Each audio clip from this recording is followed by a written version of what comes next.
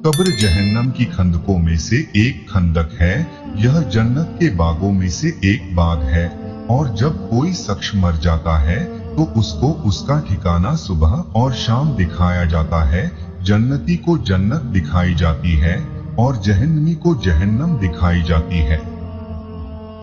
दोस्तों, रसूल अल्लाह सल्लल्लाहु अलैहि वसल्लम ने हजरत उमर रजी अल्लाहु अन्हु से पूछा कि उमर, तुम अपने को मरने पर कैसा देखते हो कि लोग तुम्हारे लिए 4 गज लंबी और 1.25 गज चौड़ी कब्र खोदे, फिर तुम्हें गुस्ल देकर कफन पहनाएं और फिर तुम्हें ले जाकर कब्र में रखकर चले आए। मुनकीर नकीर बिजली की तरह आंखें चमकाते, बादल की तरह गरजते बाल जमीन पर लटकाते और अपने लंबे लंबे दांतों से कब्र की मिट्टी हटाते हुए आए और वह आकर तुम्हें झिंझोड़े। तो हजरत उमर ने अर्ज किया कि या रसूल अल्लाह सल्लल्लाहु अलैहि वसल्लम, क्या उस वक्त मेरी अक्ल मेरे साथ होगी? आपने फरमाया, हाँ, अक्ल तुम्हारे साथ ही होगी। तो हजरत उमर ने यह अर्ज किया कि तो फिर मुझे कोई खौफ नहीं, मैं जवाब दे दूंगा।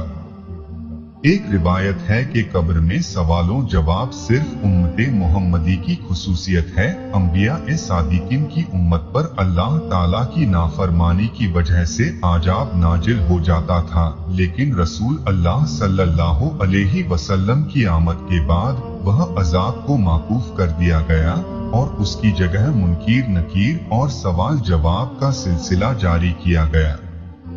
और जो शख्स मरने के बाद दफन नहीं किया जाता, उससे भी सवाल और जवाब किया जाता है। दोस्तों, मौत दरअसल बंदा मोमिन का तोहफा है। हुजूर पाक सल्लल्लाहु अलैहि वसल्लम का इरशाद है कि मोमिन का तोहफा मौत है और उसके लिए एक खुशबूदार फूल है। सुलेमान बिन अब्दुल मालिक ने अबू आजम रहमतुल्लाह अलैह से पूछा कि यह बताइए कि हम मौत से क्यों घबराते हैं?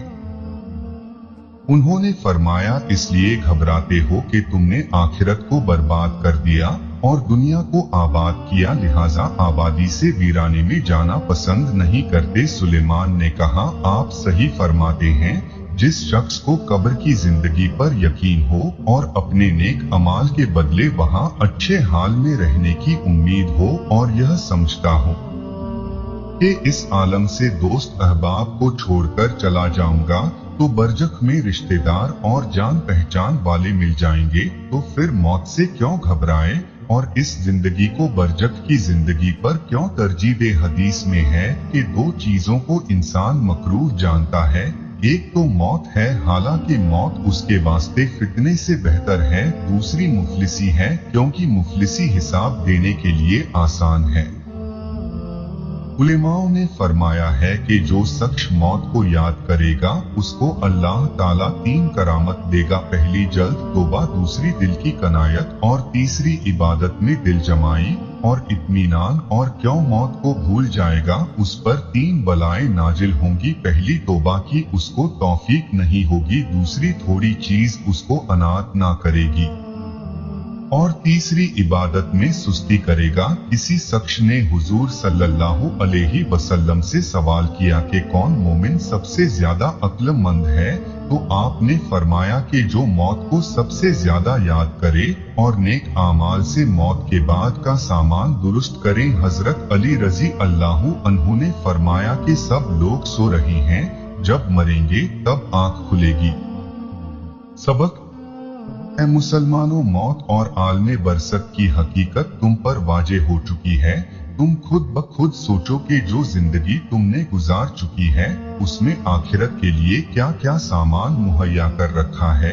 तुमने दुनिया को आबाद किया और आखिरत को बर्बाद किया। यहाँ किसी के बारे में यह पता करना मुमकिन नहीं है कि वह गुनाहगार है या नेक हो सकता है।